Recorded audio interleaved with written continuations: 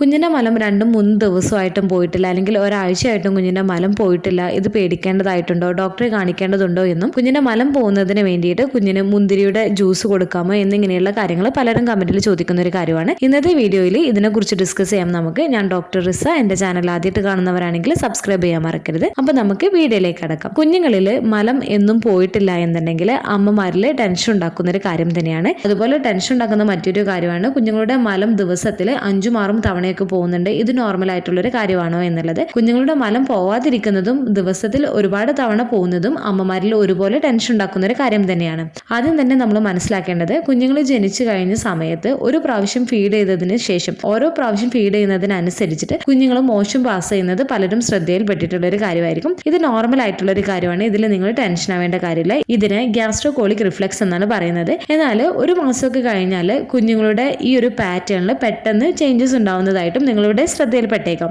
ദിവസവും മലം പാസ് ചെയ്തിരുന്ന കുഞ്ഞ് ചിലപ്പോൾ 1-2 ദിവസം കൂടുമ്പോഴായിരിക്കും പിന്നീട് മലം പാസ് ചെയ്യുന്നത്. ചിലപ്പോൾ കുഞ്ഞുങ്ങൾ ഒരു 5-6 ദിവസം കഴിഞ്ഞായിരിക്കും മലം പാസ് ചെയ്യുന്നത്. നിങ്ങളുടെ കുഞ്ഞ് നല്ല ആക്റ്റീവ് ആയിട്ടാണ് ഇരിക്കുന്നത്, കുഞ്ഞ് നല്ല രീതിയിൽ മുലപ്പാൽ കുടിക്കുന്നുണ്ട്, കുഞ്ഞിന്റെ മലം പോകുന്ന സമയത്ത് മലം നല്ല സോഫ്റ്റ് ആയിട്ടാണ് പോകുന്നത് എന്നുണ്ടെങ്കിൽ നിങ്ങൾ പേടിക്കേണ്ട കാര്യമില്ല. നമുക്ക് ഒരാഴ്ച വരെയൊക്കെ വെയിറ്റ് ചെയ്യാവുന്നതാണ്. ഒരാഴ്ച കൂടുമ്പോഴൊക്കെ പോയാലും മതി. കുഞ്ഞുങ്ങൾ ഒരു 7 മുതൽ ഒരു 10 ദിവസം വരെ പോവാതിരുന്നാലും കുഴപ്പമില്ല. എന്നാൽ നിങ്ങൾ ശ്രദ്ധിക്കേണ്ട ഒരു കാര്യം എന്ന് വെച്ചാൽ, നിങ്ങളുടെ കുഞ്ഞിന്റെ മലം പോകുന്ന സമയത്ത് മലം നല്ല ഹാർഡായിട്ടാണ് പോകുന്നത്, മലത്തിനൊപ്പം ബ്ലഡും പോകുന്നുണ്ട് എന്നുണ്ടെങ്കിൽ കുഞ്ഞിന് ഈ ഒരു മലം പോവാത്തത് കാരണം കുഞ്ഞിന് വയറിൽ അസ്വസ്ഥതയുണ്ട്, ഗ്യാസിന്റെ പ്രോബ്ലംസ് കൂടുതലായിട്ടുണ്ട്, അതുപോലെ തന്നെ കുഞ്ഞിന് കൂടുതലായിട്ട് ഛർദിൽ കാണുന്നുണ്ട് എന്നുണ്ടെങ്കിലും, മലം പോവാത്തതിന്റെ അസ്വസ്ഥതയൊക്കെ കാരണം കൂടുതലായിട്ട് കുഞ്ഞിന് കരച്ചിലുണ്ട് എന്നുണ്ടെങ്കിലും, വയറ് നല്ല രീതിയിൽ വീർത്തിരിക്കുന്നുണ്ട്, കുഞ്ഞ് പാല് കുടിക്കാൻ വേണ്ടിയിട്ട് മടി കാണിക്കുന്നുണ്ട്, കുഞ്ഞിന്റെ വെയിറ്റ് പ്രോപ്പറായിട്ട് കൂടുന്നില്ല, ശരിയായ രീതിയിൽ കുഞ്ഞിന്റെ ഭാരം കൂടുന്നില്ല എന്നൊക്കെ ഉണ്ടെങ്കിൽ തീർച്ചയായിട്ടും നിങ്ങൾ കുട്ടികളെ ഡോക്ടറെ കാണിക്കുന്നതിന് വേണ്ടിയിട്ട് ശ്രദ്ധിക്കേണ്ടതാണ്. സാധാരണ കേസിൽ കുട്ടികളെ ഡോക്ടറെ കാണിക്കുന്ന സമയത്ത് കുഞ്ഞിന്റെ മലം ഇത്രയും ദിവസമായിട്ട് പോയിട്ടില്ല എന്ന് പറയുന്ന സമയത്ത് ചില ഡോക്ടേഴ്സ് പറയാറുണ്ട് കുഴപ്പമൊന്നുമില്ല, കുഞ്ഞിനെ നല്ല രീതിയിൽ ഫീഡ് ചെയ്താൽ മതി,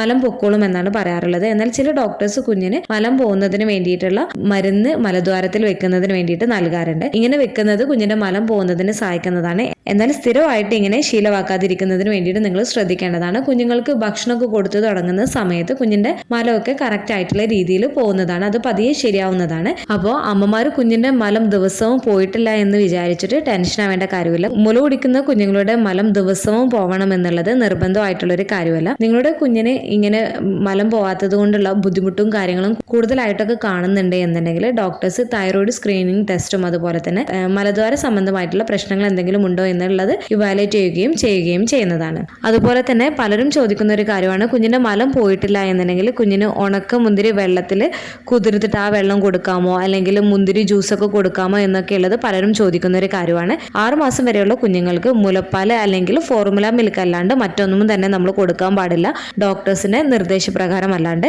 ചില കേസുകളിൽ ഡോക്ടേഴ്സിനെ കാണിക്കുന്ന സമയത്ത് ചിലർ കുഞ്ഞുങ്ങൾക്ക് ഓറഞ്ചിന്റെ നീര് അല്ലെങ്കിൽ ഒരു മുന്തിരിയുടെ ചാറൊക്കെ കൊടുക്കാൻ പറയാറുണ്ട്. അത് നിങ്ങളുടെ ഡോക്ടേഴ്സ് നിങ്ങളോട് അങ്ങനെ പറഞ്ഞിട്ടുണ്ട് എന്നുണ്ടെങ്കിൽ മാത്രമേ നിങ്ങൾ ചെയ്യാൻ പാടുള്ളൂ. അല്ലാത്ത കേസുകളിൽ നിങ്ങൾ യാതൊരു തരത്തിലും കുഞ്ഞുങ്ങൾക്ക് വെള്ളമോ അല്ലെങ്കിൽ ജ്യൂസ് പോലുള്ളവയൊന്നും 6 മാസത്തിന് മുൻപ് കുഞ്ഞിന് കൊടുക്കാൻ പാടുള്ളതല്ല.